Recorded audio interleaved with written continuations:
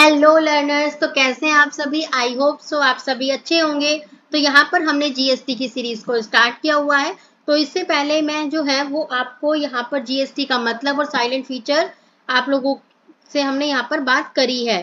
तो अब जो हम यहाँ पर बात करने वाले हैं वो हमारी सबसे इम्पोर्टेंट टर्म होती है। एक टर्म होती है जिसको हम बोलते हैं IT और C।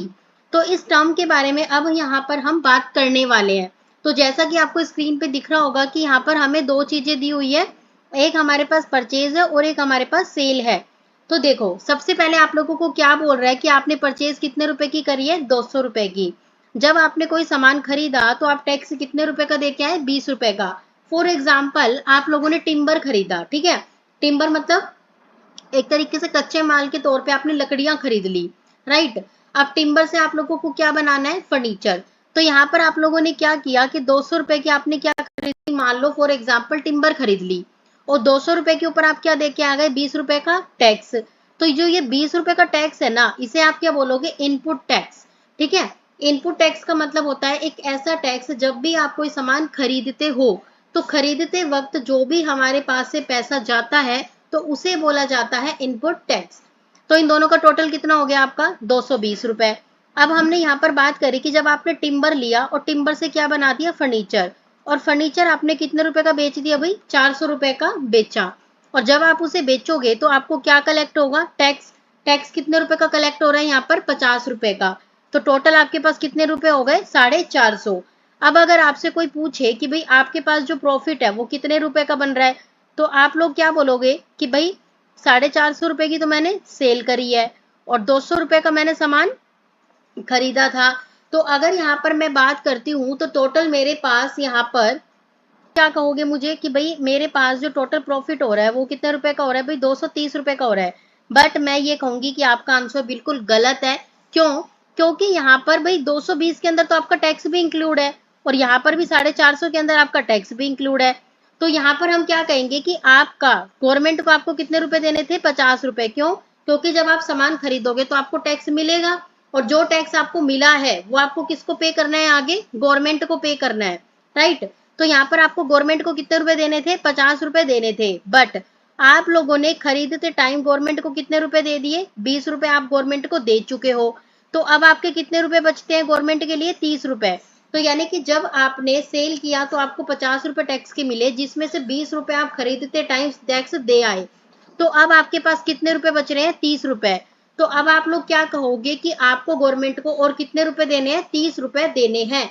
तो इसे ही क्या बोला जाता है, इनपुट टैक्स क्रेडिट। अब जो आपका ये 50 रुपए है इसे कौन सा टैक्स बोला जाएगा, आउटपुट टैक्स। जब हम कोई सामान खरीदते हैं, अपने घर लेके आ रहे हैं या अपने बिजनेस में लेके आ रहे हैं तो उस पर कोई टैक्स पे करते हैं तो उसे कहा जाता है इनपुट टैक्स। और जब हम सेम सामान को फिनिश गुड में बदल के जब उसे सेल करते हैं तो उसे कहा जाता है आउटपुट टैक्स।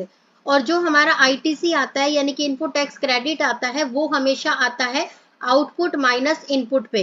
यानी कि जो भी हमारा आउटपुट का अमाउंट है, जैसे कि इस क्वेश्चन में कितने रुपए है, 50 रुपए है। और जब हम इनपुट की बात करते हैं तो इनपुट, हम एक बार पेन चेंज कर लेते हैं।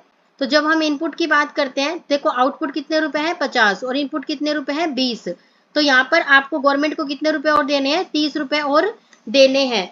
तो यहाँ पर जनरली जब हम बात करते हैं तो जब हमें प्रॉफिट को कैलकुलेट करना हो तो पहले आप अपने आईटीसी को हटा लो, तभी आपका जो एग्जैक्ट प्रॉफिट है वो आपको पता लग पाएगा। तो आई होप सो आपको ये समझ आ गया होगा कि आईटीसी क्या होता है और इनपुट टैक्स क्या होता है, आउटपुट टैक्स क्या होता है।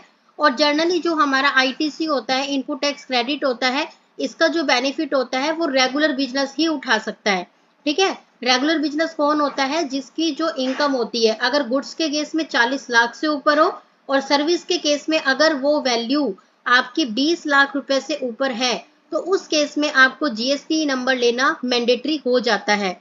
और अगर आपकी जो फर्म है वो पक्का बिल कट कर रही है तो उस कंडीशन में आप जो है वो आईटीसी का क्लेम कर सकते हो, ठीक है। और आपकी जो रिटर्न्स है वो क्या जाएगी, मंथली जाएगी।